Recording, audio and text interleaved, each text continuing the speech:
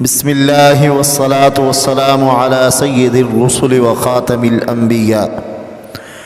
سامعین ذی وقار، بخاری کی باتیں چینل سے حاضر خدمت ہیں امیر شریعت سید عطا اللہ شاہ بخاری رحمہ اللہ تعالیٰ علیہ کے ایک نئے واقعہ کے ساتھ۔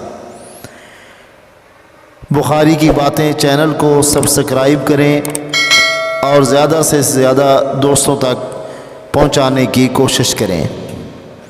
سامعین ذی وقار، بنت امیر شریعت سیدہ ام کفیل بخاری فرماتی ہیں کہ حضرت امیر شریعت سید عطا اللہ شاہ بخاری رحمہ اللہ تعالی علیہ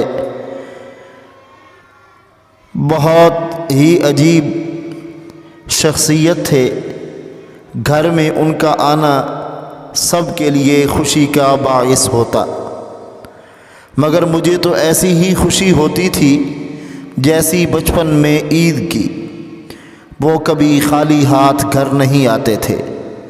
امرتسر اسٹیشن سے گلوالی دروازہ آتے ہوئے حال بازار سے موسم کا عمدہ پھل خرید کر آتے، اچھے سے اچھے کھانے کھلاتے، اور یوں بھی ان کے طفیل اللہ کی نعمتیں گھر کا احاطہ کیے رہتی، مگر جو چیزیں ان کے لیے قطعی ناقابل برداشت تھیں ہمارے حق میں بالخصوص اور متعلقین کے لیے بالعموم، وہ تھیں جھوٹ اور چوری۔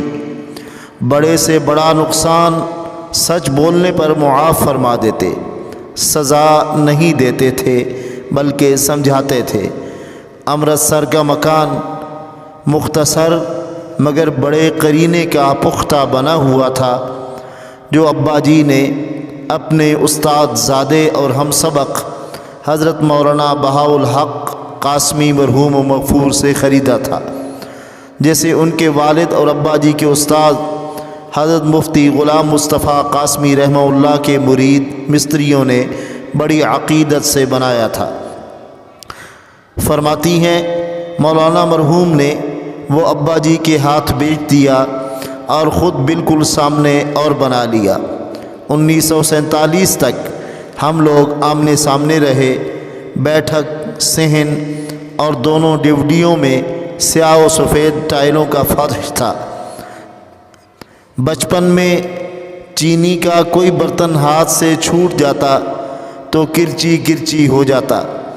اماں جی ہلکی سی سرزنش کرتیں۔ جب کبھی اماں جی چھت پر ہوتی اور میں نیچے برتن توڑ لیتی تو پھر دل سے بے اختیار ابا جی کی آمد کی پرخلوص دعائیں نکلتیں، کیونکہ سچ بولنے پر ایک تھپڑ بھی نہیں پڑتا تھا، صرف احتیاط سے اٹھانے کا کہتے۔ ویسے بچپن میں مجھ سے برتن ٹوٹے بھی بہت۔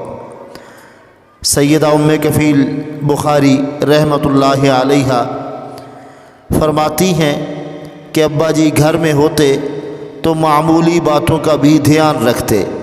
کبھی کبھی ہم بہن بھائیوں کو ساتھ بٹھا کر کھانا کھلاتے، کبھی اس لیے کہ ابھی سفر سے واپسی پر سامان رکھا جا رہا ہوتا اور ملاقاتی آن موجود ہوتے تھے، مگر جب موقع ملتا تو پھر سمجھاتے بھی تھے، لقمہ چھوٹا لو، منہ میں پھراؤ مت، منہ بند کر کے ایک طرف رکھ کر چبا کر کھاؤ، چباتے ہوئے آواز نہیں آنی چاہیے، دسترخوان سے سالن والا ہاتھ نہ پوچھتے رہو، ہڈی پاس کسی برتن میں رکھو، نیچے مت گراؤ، پھل کھا کر چھلکا زمین پر مت پھینکو۔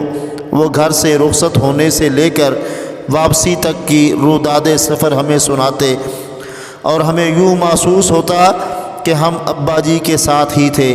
یہ کے بعد دیگرے بھائی حفظ قرآن کرتے رہے، اور جب پہلی دفعہ کوئی تراویح میں پڑھتا تو ان کی خوشی کا کوئی ٹھکانہ نہ ہوتا۔ کئی دفعہ ختم قرآن پر دیگ پکوا کر تقسیم کی۔ حضرات محترم، یہ تھا شاہ جی کی زندگی کا ایک انمول واقعہ۔ بخاری کے باتیں چینل یہ آپ کا اپنا چینل ہے، آپ اسے سبسکرائب بھی کرتے جائیں اور آگے دوستوں تک پہنچانے کی سعی اور کوشش کرتے جائیں۔ جزاک اللہ الکریم۔